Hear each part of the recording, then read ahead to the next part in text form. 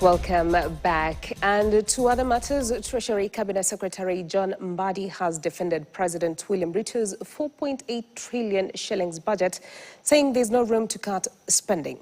Appearing before the Budget and Appropriation Committee, the CS says in order to meet the projected expenditure, the projected 147 billion shillings revenue shortfall for the ending financial year has been carried forward to the coming financial year. As Esther Diana now reports, Kenyans will dig deeper into their pockets to cover the revenue deficit in the coming financial year. Good afternoon, Honorable Chair.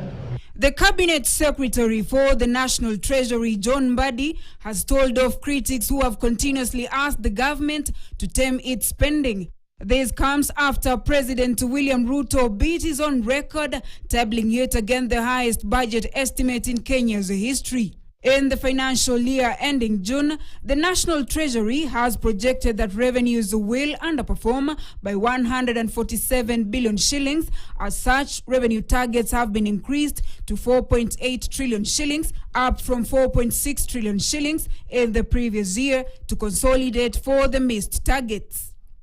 In the coming financial year, Kenyans whose wallets are already constrained are expected to raise an estimated 2.9 trillion shillings to fund President William Ruto's budget.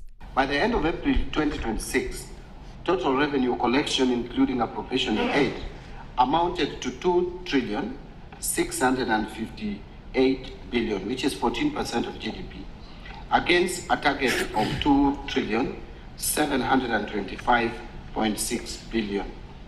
While defending the 4.8 trillion expenditure, Mbadi says there is no room to cut budget spending. This even as he bites his own tongue, projecting that inflation would hit 6.7% in the month of May, driven by rising oil prices.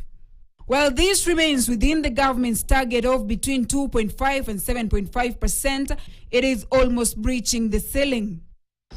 Inflation rate remains within target range of 5 plus or minus 2.5% and stood at 5.6% in April 2026. But Mr. Chairman, I've just got data which I've not even approved. The inflation has jumped to 6.7%, up from 4.1% in April 2026. The increase was mainly due to higher fuel prices. Mbadi, while responding to fuel subsidy concerns at the committee chaired by Samuel Atandi, Member of Parliament Alego Usonga, the CS said the government could lose up to 200 billion shillings in a year if fuel is zero-rated and the 8% VAT is scrapped. Now, I don't know where we are going to cut. So if you cause any deficit in our budget, I will either go for people's salaries, because there's nothing to cut. I've released money largely for development. The only thing I've not paid is salary for May and June. So do you want me to cut people's salary? Economic experts say this approach to carry forward revenue shortfalls is a complete disconnect from the established rules of development, economics and logic. Esther Diana, KTN, Nairobi.